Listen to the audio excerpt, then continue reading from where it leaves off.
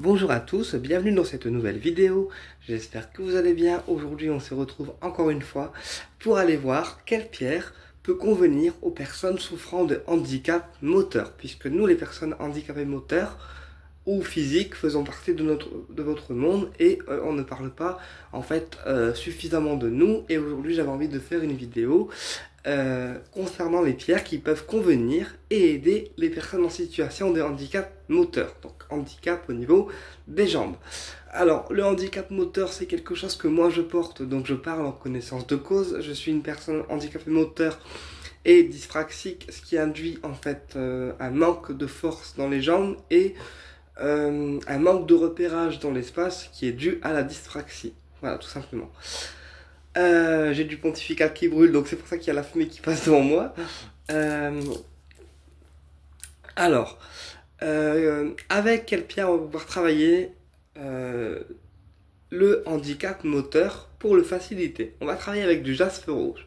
Le jaspe rouge, une pierre rouge, on va donc être sur la digestion énergétique des choses, donc des traumatismes, des épreuves passées, des peurs également, puisque tout ce qui est couleur rouge va aussi diminuer en fait les peurs, et nous donner plus d'assurance. D'ailleurs, la couleur rouge est souvent associée au patron, au leader, aux personnes tenant une entreprise, voilà, parce que le rouge c'est vraiment la couleur du dynamisme, la couleur de l'homme d'affaires, et la couleur rouge nous donne encore plus de puissance en fait pour s'imposer et faciliter nos affaires. Ça c'est une chose à connaître et à savoir. Le jaspe rouge donne force et courage à la personne et donne force également dans les jambes. Il a aussi une force sexuelle, donc pour les personnes qui souhaitent retrouver une sexualité même en étant handicapé, c'est possible.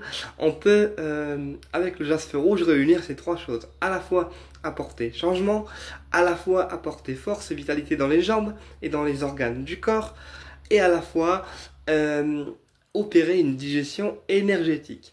Et puis le jaspe rouge, comme c'est une pierre de dynamisme, il va donner force et courage à la fois à la personne et à la fois dans les organes concernés, c'est-à-dire les jambes. On va travailler aussi avec l'azurite malachite. Donc azurite malachite, un mélange d'azurite couleur bleue et de malachite couleur verte. Donc on a donc deux pierres associées dans une même pierre. Donc le bleu travaillera l'équilibre de l'esprit, la communication et à la fois le relâchement en fait du mental. Donc pour les personnes qui ont un mental qui est trop fort, et ben en fait l'azurite malachite va travailler, enfin la couleur azurite va travailler le relâchement du mental, une meilleure communication. Et la malachite, elle, couleur verte, va travailler tout ce qui est inflammation, une pierre anti-inflammatoire. Elle va donc éviter les douleurs physiques qu'on peut ressentir dans les jambes. Quand on a les jambes qui sont trop lourdes, voilà, et bien la malachite va opérer une guérison au niveau des jambes en apportant en fait son soulagement au niveau des jambes.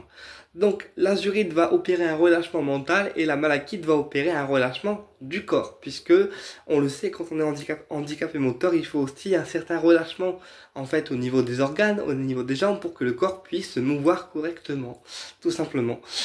On va travailler également avec l'œil de fer. Donc l'œil de fer, une pierre qui ressemble en fait à l'œil de tigre parce qu'elle est de couleur jaune. Elle travaille donc la confiance en nous et elle nous donne encore plus de tonus, d'accord, dans le corps, donc au niveau de tous les organes. Et elle facilite aussi la convalescence. Donc pour toutes les personnes qui ont subi une opération, pour toutes les personnes qui ont voilà, du mal à marcher ou du mal à se mouvoir au niveau des jambes, et bien l'œil de fer va donner plus de force et de tonus, d'accord, dans le corps pour pouvoir permettre à la fois une convalescence, mais à la fois de pouvoir marcher tout en ayant de l'énergie en fait dans les organes concernés, tout simplement. Et elle apportera à la personne, l'œil de fer, cette confiance en elle ou en lui dont la personne peut manquer parfois, tout simplement. Donc l'œil de fer, il va être là en soutien en fait énergétique parce qu'il va donner du tonus aux jambes, d'accord, mais à la fois aussi une certaine convalescence au corps puisqu'il permet une réparation énergétique du corps, quand celui-ci a subi des traumatismes comme des opérations, comme des examens de santé qui font parfois très mal. On me dit des ponctions, oui effectivement les ponctions ça fait très mal.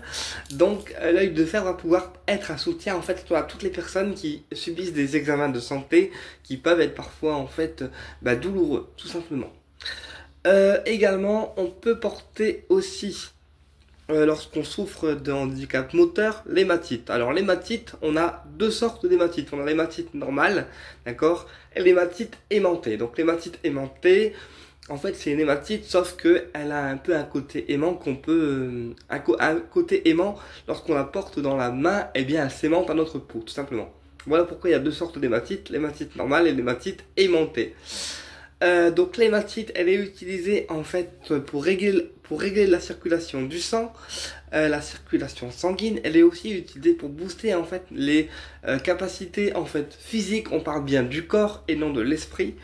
Et l'hématite va pouvoir booster en fait toutes les capacités physiques, donc booster le système immunitaire et booster aussi notre corps pour que celui-ci puisse avoir une énergie suffisante.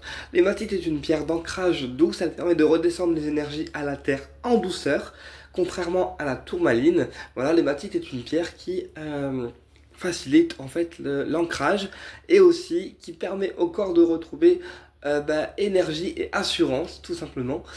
Et l'hématite est aussi utilisée comme étant une pierre d'attraction puisque comme elle est un aimant, d'accord, elle peut aussi attirer vers nous des bonnes choses pour ceux qui ont une hématite aimantée. Mais même une hématite normale, ça marche aussi bien. C'est-à-dire que l'hématite, elle a aussi un système attractif qui permet d'attirer ce que vous vibrez, d'accord, à vous. J'ai bien dit ce que vous vibrez. Donc attention à ce que vous vibrez, puisque si on vibre négatif, on attire négatif. Si on vibre positif, on attire positif. D'accord. Donc voilà, donc l'hématite, elle a aussi ce rôle d'assurance et aussi ce rôle de soutien au niveau corporel et à la fois du système immunitaire. Et puis on va associer aussi la houlite, parce que les personnes qui sont handicapées moteurs, parfois ils cogitent beaucoup par rapport à leur maladie, surtout quand ils sont dans un deuil ou dans une non-acceptation de leur maladie ou de ce qu'ils ont. Eh bien la houlite permettra de mettre en repos le mental et pouvoir permettre à la personne de mieux accepter les choses tout en lâchant prise et en ne gardant pas en fait les émotions négatives, voilà, en elle tout simplement.